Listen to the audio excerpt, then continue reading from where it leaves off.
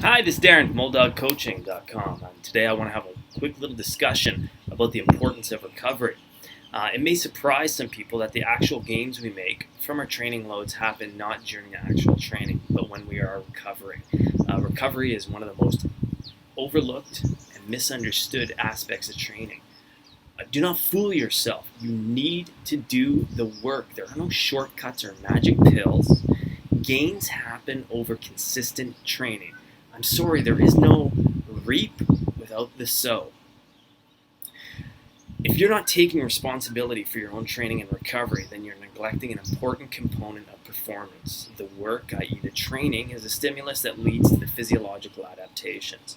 And I'm going to be really honest with you here, okay? There have been times in the past when I morphed into this living embodiment of a more is better mentality. My ego would scream more, Nietzsche, Nietzsche, Nietzsche. Letting up on myself was a self-imposed sense of weakness. It was very difficult for me to kind of take a step back and have that self-awareness to saying, well, maybe it has a little bit to do with your sense of ego. But wait a second, me, ego? No way. We're just talking about training. This has nothing to do with ego. I mean, besides, who doesn't believe if you don't work harder, you're going to get better results? And this is where my ego would step in, but I'm different. Okay, I can handle these mega training loads. That little voice, that all too common inner critic, that would always remind me, come on, don't be a little, and it rhymes with witch, okay? If you let up, then what will happen?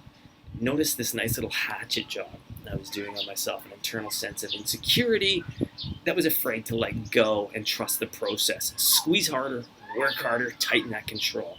And since you were being honest, I mean, I was afraid that maybe my sense of self was dependent on how much I could handle.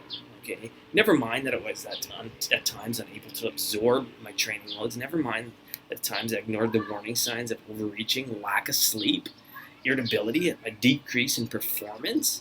The switch was always on, always whipping that adrenal horse. Okay, and maybe there was just a little too much cortisol in the system that wasn't healthy. But it's okay. I can always justify certain behaviors with irrational fears. I had to stop and ask myself, are you being honest? Okay, assess what was working and what wasn't. I needed the honesty and, dare I say, the courage to accept that I was limiting myself. It wasn't because I wasn't doing the work. It was because I didn't accept recovery as the peanut butter to the training banana. I always looked at the training and never understood the importance of my recovery. It was such a hypocrisy that I would tell my clients, to do one thing and I was doing the other. So next time when you're asking yourself, maybe you aren't working hard enough, what the answer is to that?